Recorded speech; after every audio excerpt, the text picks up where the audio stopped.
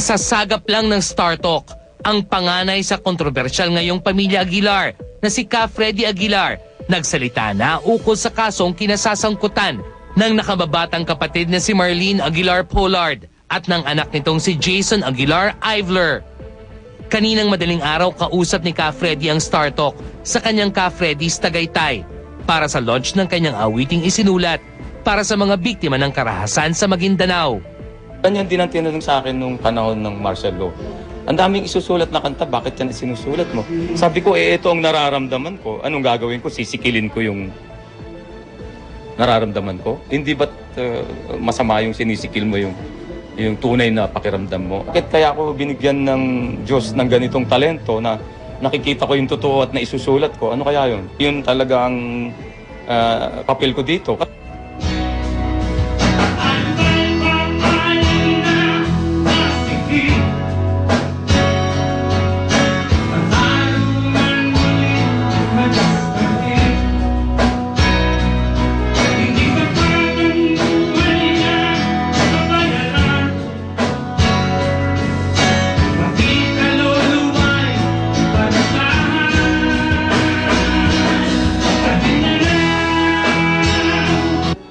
Patulad ng anak, sabi, kinu-question daw nila yung anak, hindi man lang nila alam na yung anak, ako yung anak. Ako yung kinakanta ko doon. Ako yung salbahing bata doon. Ako po yung salbahing bata sa anak.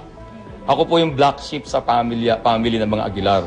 Ako po yung pinakasalbahing Aguilar noong araw. Nagbago po ako. So mas maganda na po yung salbahe ka, tapos nagbago ka sa dulo. Kaysa sa mabuti ka, naging salbahe ka sa dulo.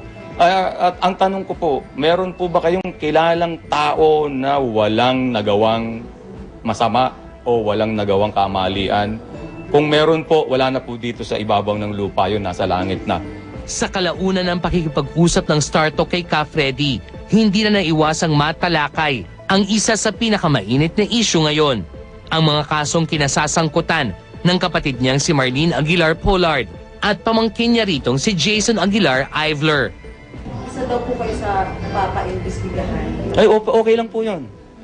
Hindi naman po ito bago. Magmula po nung hinahanap nila yung pamangkin ko, sinusundan naman po nila yung sasakyan ko eh. Ganun po ba sila katanga na hanggang ngayon di pa rin nila alam kung ano yung involvement ko dyan? Ito pa isang katangahan ninyo ha. Imagine ninyo hinuli ninyo yung isang Jason Aguilar sa Qatar. Bakit ganun ba yung description ng pamangkin ko? Yung bang hinuli ninyo doon? Yung na ngayon nasira na yung buhay? O, siya ba yun? Katangahan ng tawag dyan, tol.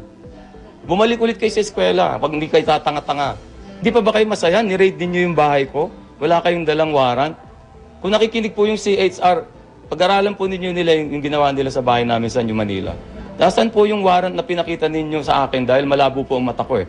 According po sa bunso kong anak na si Jericho, yun pong warrant na pinakita ninyo sa amin sa New Manila. Eh hindi po warrant para sa New Manila, kung hindi warrant para sa Blue Ridge. So, tatanong ko po sa batas natin, yun bang warrant na nakalagay Blue Ridge, pwede mo bang gamitin sa bahay ni Freddy Aguilar sa New Manila? At sabi ko dun sa isang mayabang, ikaw, hindi ka makakatungtong sa bahay ko, mayabang ka. Ang pwedeng pumasok sa bahay ko, kako, itong dalawang mabait na to, kahit wala kayong search warrant kako, para maipakita ko sa inyo na wala akong itinatago, sasamahan ko kayo sa loob ng bahay ko. O hindi ba kayong dalawang NBI na medyo mabait eh, sumama kayo sa akin? At ipinakita ko lahat ng kwarto at ang sabi ko pa, masaya na ba kayo? O gusto ninyong tignan nyo rin yung mga nakatira sa compound ko? Kasi ang dami kakong bahay dyan. Kasi merong nakatirang mga maralita sa loob ng compound ko. Ang dami nun. Sa tindi ng hinanakit ni Ka Freddy, ipinaalala nito ang isang insidente kung saan hindi siya nagdalawang isip na isuplong ang isa niyang kapatid nang lumabag ito sa batas.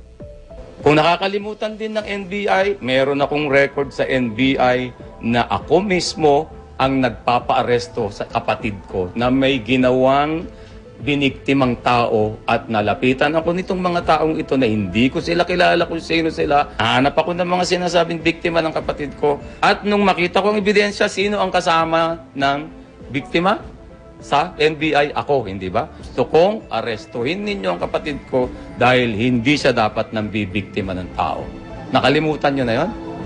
Ngayon, sa isang insidenteng wala akong kinalaman, idinadawit nyo ang pangalan ko, Hindi pa ba sapat yung unang revolusyon na kasama ko at hindi ako nagbabago hanggang ngayon? Hindi ako naging OIC.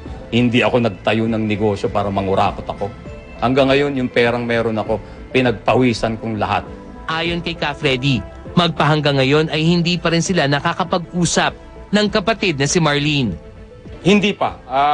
Although I was trying to talk to her, she was trying to talk to me, pero hindi nagkakatagpo yung schedule namin. So, I'm hoping na baka bigla siyang sumulpot ngayong gabi. Hindi ko alam. Hindi ko hawak ang oras ng kapatid ko. Except nung maliliit pa sila kasi akong kuya nila. Ako binabantayan ko sila lagi. Ito pa raw ang isa sa nagpapasama sa kalooban ng folk singer. Ang pinakamasakit nito, nababasa ko sa dyaryo, Aguilar Residence. Para bang sinasabi nila na si Jason nakatira sa bahay ko. Hindi po. May sariling bahay po si Jason. At mas maganda po ang bahay ng pamangking ko at ng kapatid kong si Marlene Aguilar compared sa bahay ko. Ako po ay nakatira sa squatter area sa New Manila, 7th Street, Quezon City. So wag po naman nilang palabasin na Aguilar Residence. Parang sinasabi nila na nandito lahat ang mga Aguilar sa bahay na ito. Ako mismo magsasabi na hindi dahil nakatira kami sa isang bahay. At pumunta na rin ng NBI sa bahay namin noon. Nag-raid na rin sila, hindi rin nakita ron. I mean, kami personally, nung bago pa nila mahanap yung pisa namin, hindi namin alam kung nasaan siya.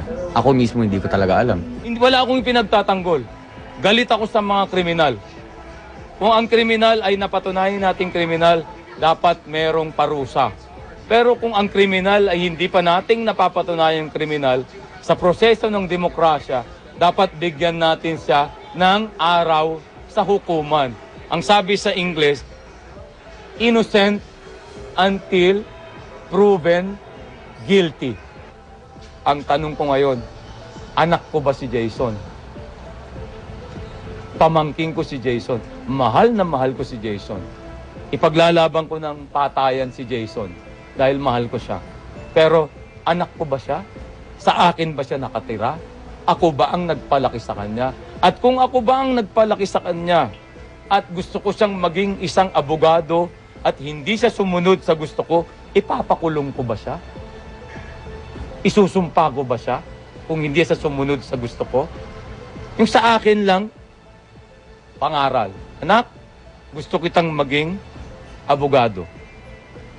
Pangaral lang or guidance lang ang papel ng isang magulang. Lalong-lalo na ang isang tito. Tito ako eh.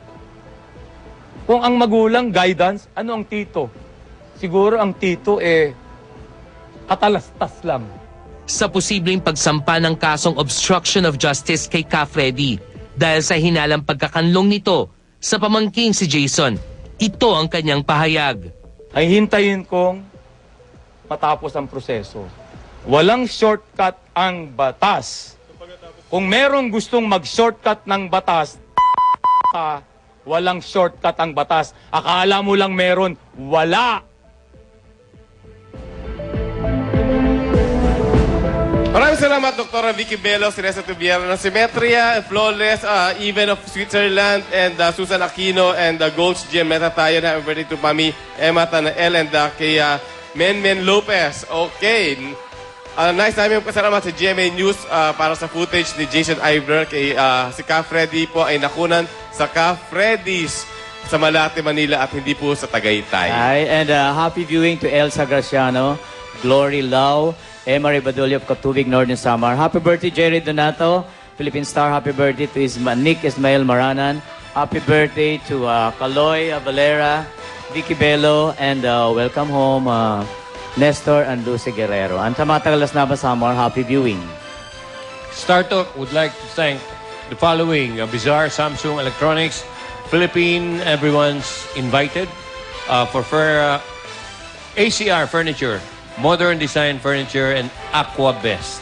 Okay, bilis. Okay, thank you, Dr. Vicky Bello Vela, Essentials Flawless Metatayon, Eris Placenta, Bucalicious, Laura Soterio for may makeup, Karimadon, Dr. Hyla Dizon Santos for may dental care, Lina Hair Extension, Cherry Joy Salon, Tentay Products. Thank you. Okay, narito na ang wish ko lang, maiksi ang bati niya, Lolit Solis. Lolit, shortcut mo lang! Doktora Vicky Bello, happy birthday. Rubico Yuto ng Flawless at Doktora San Luis, Beauty and Butter, Joey Sam.